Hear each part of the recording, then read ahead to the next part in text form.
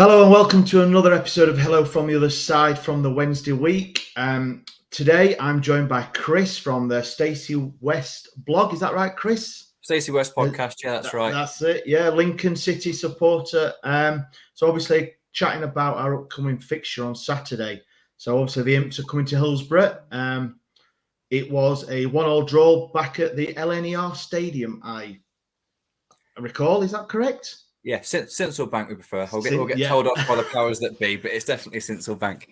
Is it? To be honest with you, that game was pretty reminiscent of the majority of our matches against the kind of the bigger, better sides this season. Really, we've generally been okay at keeping them out. We've got some good results against the likes of you, Derby, Barnsley, etc. Ipswich, we've taken 4 points off as well.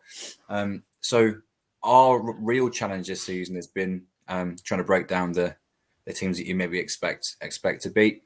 But we'll probably take a little bit of confidence into the game, knowing that our form against the so-called bigger sides and better sides has been promising.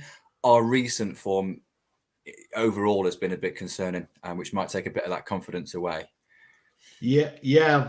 I've seen, obviously, because we're all professional in this podcast, Chris. If you didn't know, and we do a bit of research. I've just got your look at that. Yeah, mine's not even on that. Look, mine's just on and it's in red, which I shouldn't really write in red. Should have been a Wednesday eye, but it was the pen that came to hand. So yeah, so obviously your last 6 games, what we got: 1-1, drawn 2, but most telling is the last 3 you've lost. Yeah.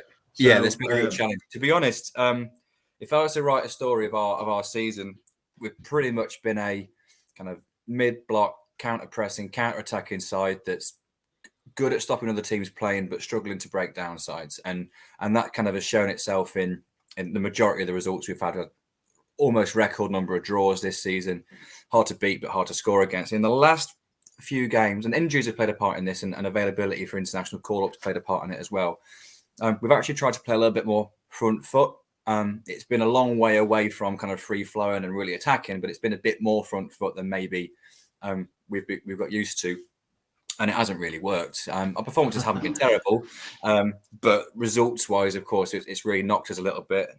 So we were unbeaten at home all season until we played Peterborough a couple of games ago, and then got beat 3-0.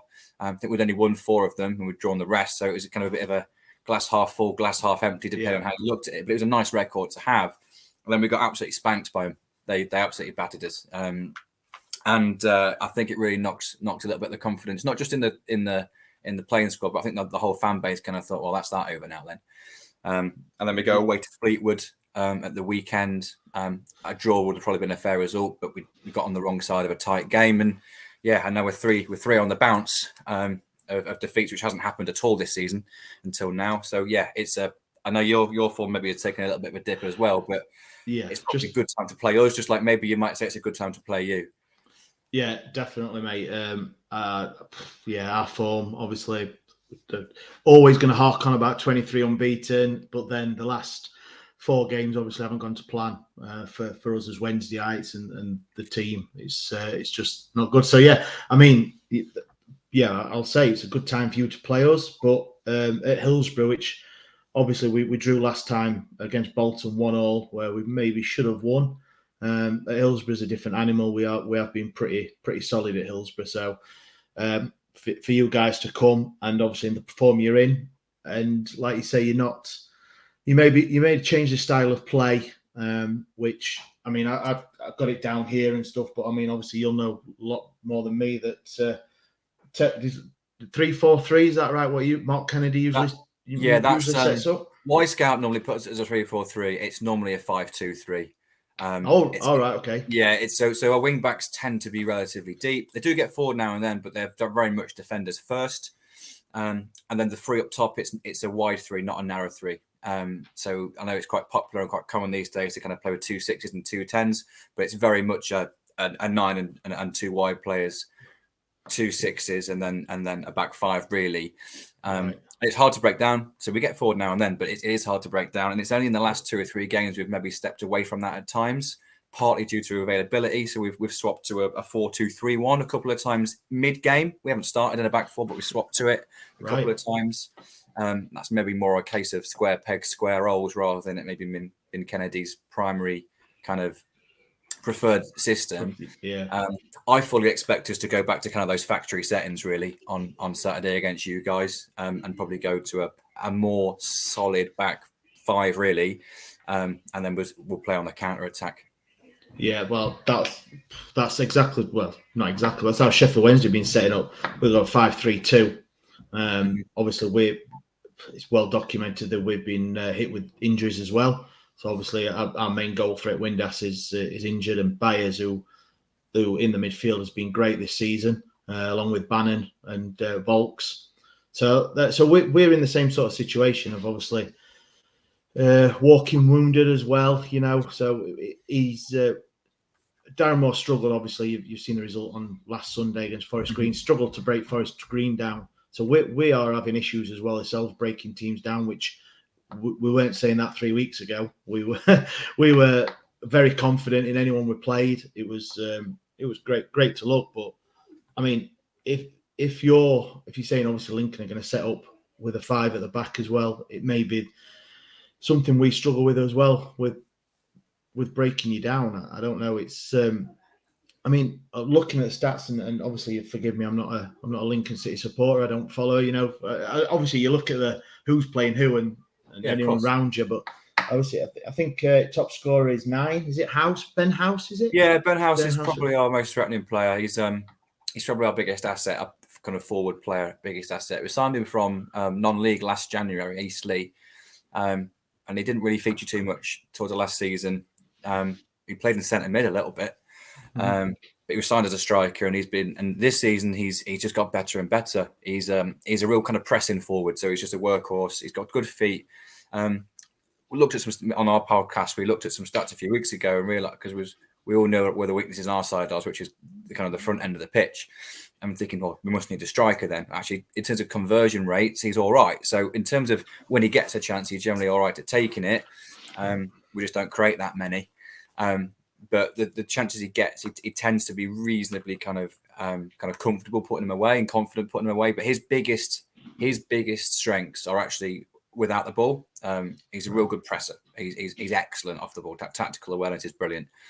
He kind of sets off that off-ball stuff for us. That's probably our biggest strength as a team, really, is what we do off the ball, how we press off it, and he kind of sets that up. So in terms of danger players, he's the only, if I'm honest, the only one really in a forward area that might be kind of threatening for you guys.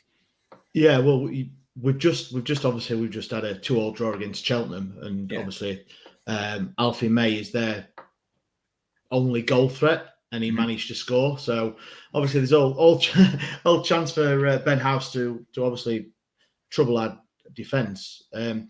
As you say, obviously you play with 2 wide men. I believe, and forgive me this again, you have an ex-Sheffield Wednesday player, Shadipo. Is he still there? He's been a bit in and out of the team. From what I've seen, just like his Sheffield Wednesday career. He's shown kind of. He's been threatening to be a good player. He's shown a lot of good qualities. He's tended to turn up in the bigger games. So probably his best game in a Lincoln shirt was our away game at Derby. It was absolutely brilliant in the first kind of hour or so, and then we got a red card, went down to 10 men, and held on for a 1-1 draw. But yeah, that was probably his best game. The only game we scored in. He hasn't been really featured in the last 2 or 3 weeks. He'll come in and score against his team. We've had you may have seen about some news with Jack Diamond today, and his loan's been terminated immediately. Yeah, of course, which is obviously correct. But that will probably pave a little bit of way for the likes of Shadivo to get everyone in the team now. So yeah, he may well start on Saturday. We've also got an Irish chap called Danny Manjoyu and Charles Vernon as well, who was at Bradford last year. There are kind of 3 players in the squad that can play in those wider areas. He did score in the home fixture, didn't he, against us? Yeah, I'm glad you said his name, because I've got it wrote down here, but we've said it wrong hundreds of times. I'm not good with names, but yeah, I saw that. Yeah, so it's not just, obviously you have a goal threat. It's not just Ben House then, so you've got them all over.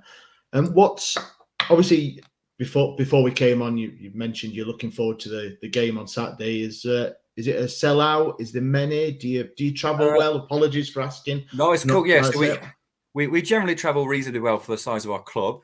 We travel well for the big games, definitely. So we took 3,500 to Derby. I think we've got just over 2,000, I think, so far for Saturday. I imagine there'll be a few more by the time it turns up to the day. I think 2,100 a couple of days ago. I think we took 3,000 last year.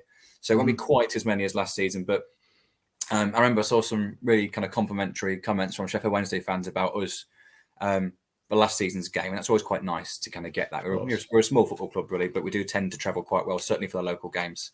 So yeah, we'll make some noise, definitely. It'll be a really good atmosphere. It generally will be a good atmosphere. It'll be a good day out. I said before we came on air, I'm probably looking forward to the day out a bit more than I am the actual game, I think. But it should be a good occasion. And I suppose for obviously there was you guys sold out the away end at our place, but there's also going to be 20,000 odd people that weren't able to watch it of your fans. So for your guys who maybe watched last season's home Hillsborough game compared to this season's one, we're a completely different side than we were last year. So in terms of how we play, it'll be a completely different game, probably similar level of quality, but just how we play is completely different. A lot more kind of solid, hard to beat. We don't get the ball down and play quite so much, but it tends to be quite high paced. So yeah, I imagine what you will probably see, if I'm honest with you, is you having a lot of the ball, us sitting reasonably deep and trying to pick you off now and then, and whoever scores first wins. All right, yeah. Oh, that's pretty bold. That I think. I mean, for me, yeah,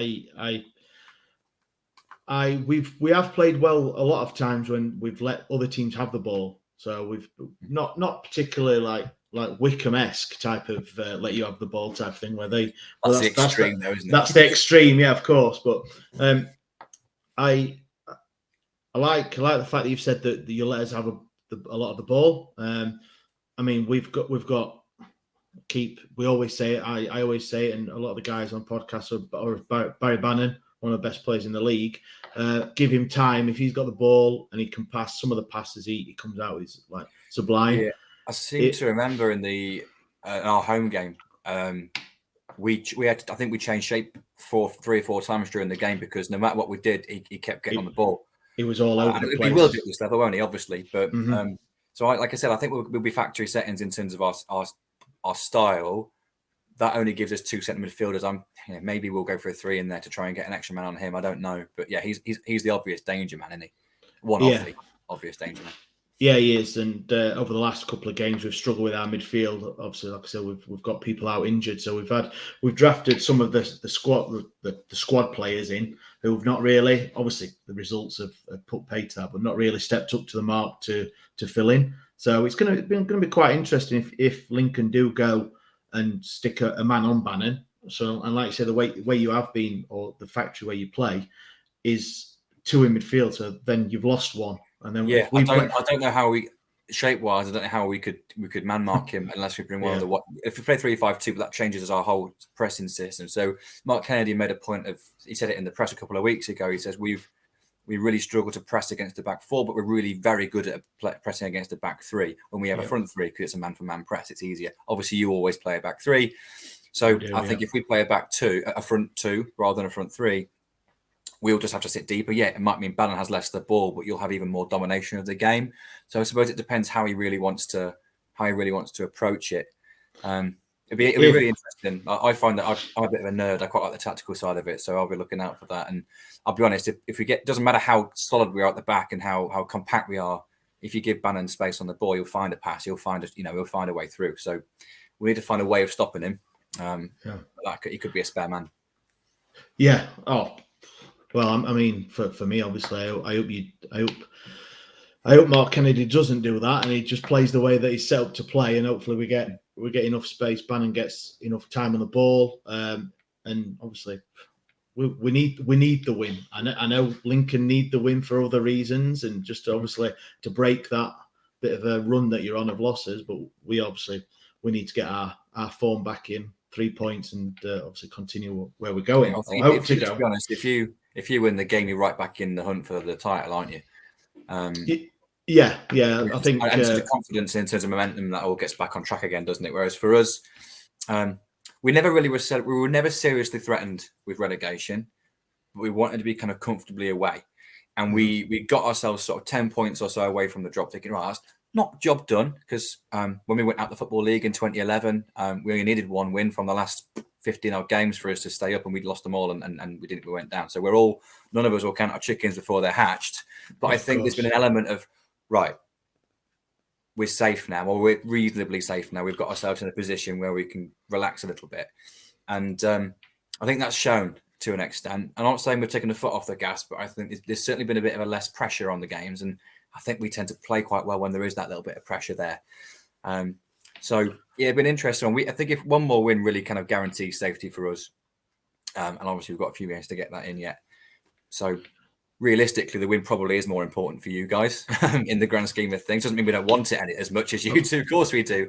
Yeah, of course. I always kind of think like it's the intangibles. Who actually wants it more? Who's playing for a contract? Have we got one eye on building for next season, or are you chasing something this season? And I think we've just got half an eye on next season a little bit. So you never know, that might come into it, Tad. Oh yeah, of course. I mean, it's a strange one for us, because obviously it's 3 points really or nothing. I'll say it, we've blown our real good chance with the games in hand we had. So it is still in our hands, but obviously we're keeping an eye on other people. And I would imagine, I wish we could, but I don't know if we'll win all the 8 games that are left, which we probably need. But obviously, other people have got to play. I know Ipswich have got to play Barnsley, I believe, in a rearranged one. So we're keeping an eye. I mean, it's good. It's exciting. It's League One, and that's what we do football for, isn't it? It's you don't want it to be boring. So I mean, do you forgive again? Do you play any of the other top 6 in your last remaining games? That's a great especially at home, because you have got, like you said, you have got good form at home. Let me check. You know what?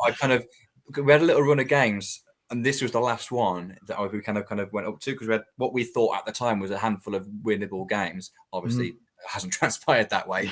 And then we're like, right, this is the next big one again. So I haven't actually looked that far forward, but luckily, I can look very putting you on the spot here, aren't I? No, it's fine. I should I've done all these notes. I didn't even look at what's coming up. Let's have a look quickly.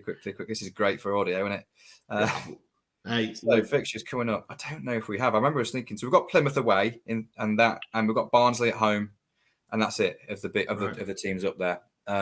Barnsley at home could be a good game. We're generally decent, hard to beat at home. We beat them away.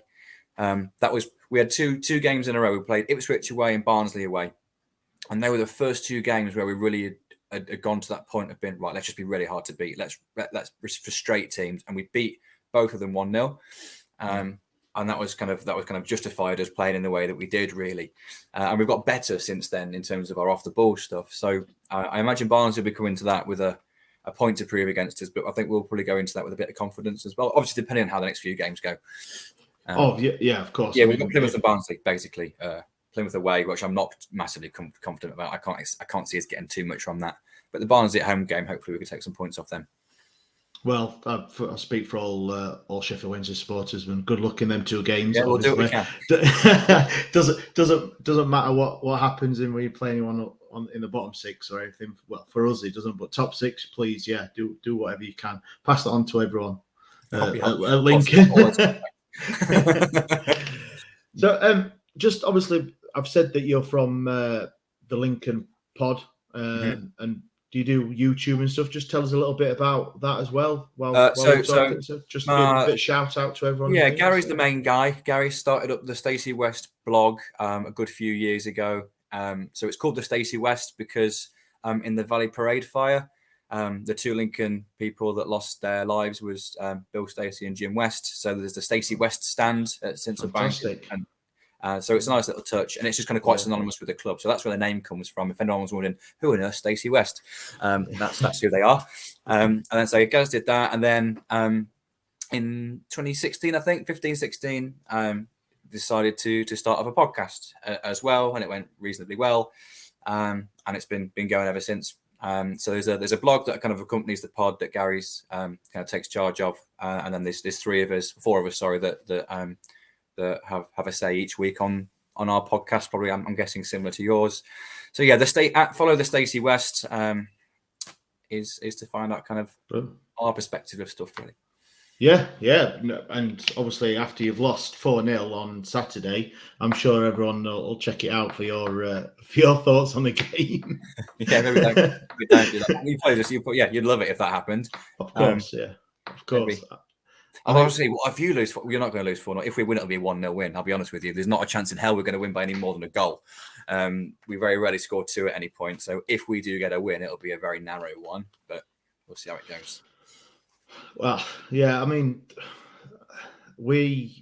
I'd take. I'm going to ask you for a prediction in a minute, Chris. Like obviously at the end, but I mean, for me, if it's a 1-0 win off of Aidan Flint's big bum or a bullet header or a 30-yarder from Will Volks or Bannon volley, I don't care. I think a lot of people listening won't really care. We just need 3 points, and for you to be a bit obviously saying it'll be a 1-0, you're not exactly got a plethora of goals in the side. No, we haven't. That's been the biggest challenge all season.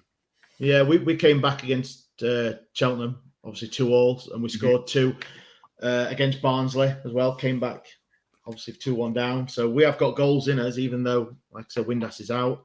I just hope it's a good game. I do like a good game, but I do like 3 points as well. So the thing is, in the best case scenario, we all want a good game and a win. But of those two, rather have a win, wouldn't you?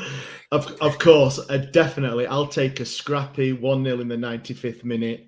Like I said, ricocheted off somebody's head and gone in. But I'm going to wrap it up there, Chris. I'm going to get you a prediction from you. So I know you said, but just yeah, it's difficult because I was saying a lot of what we've built this year has been solid at the solid foundations. We're actually missing a few at the back. So Paulie O'Connor has been Mr. Consistent all season at centre half. Will be missing the game through suspension. Lewis Montsma, bit of a kind of our real kind of ball playing centre back, our only real kind of high quality centre half on the ball. Was injured last week, went off. We haven't really heard anything in terms of what his injury is going to be like, if he's out or not. So yeah, if we had our full strength side, I would be optimistically confident of maybe a point. I'll be honest, I don't like to say this, but my prediction is a narrow loss for Lincoln. So a 2-1 or a 1-0 to you guys. But I hope it's not that, obviously. Of course. I won't expect anything less. I'm going to go for a 2-0 home win, Sheffield Wednesday. I just think we've got to. I think the guys are going to put it in this game at home, back at Hillsborough. I just think that we need the points. Gregory he's on good goal scoring form again, so he's coming in. He's got a run in the side. So I want to go for a 2-0. I mean, hope all you Lincoln supporters have a good day out. Not too good, obviously. Safe trip to Hillsborough, and thank you very much for joining us, Chris. No, you're very welcome. Obviously, thank you, everyone. This has been Hello from the Other Side, and I will see you real soon. The Wednesday week is sponsored by Michael Constantine Wealth Management. We bet you can't find a financial advisor closer to Hillsborough Stadium. Blair, I've put you on specially. I brought you onto the side to talk about men's grooming, downstairs grooming. Well, as you know, I'm the biggest men's grooming guy in the biz today, Foot. Well, of course you are. Of course you are. And I know that you're a big gym guy. I know you're a big runner. And have you ever been out and about and all of a sudden you've got what can be described as a small fire down there? It's as red as a fire engine down there sometimes, Foot.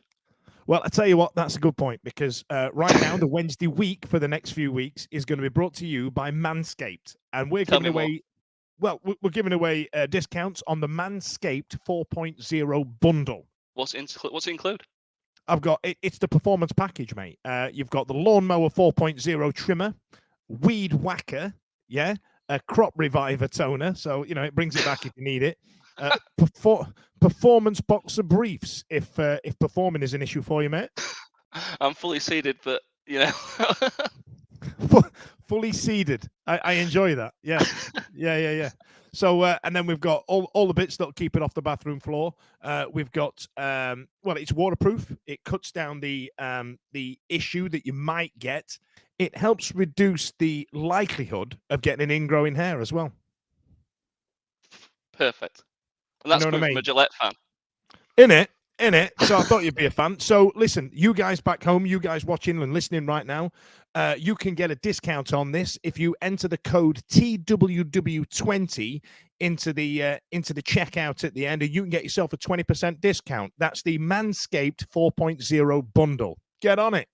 The Wednesday week is also brought to you by Michael Constantine Wealth Management. I bet you can't find a financial advisor closer to Hillsborough Stadium.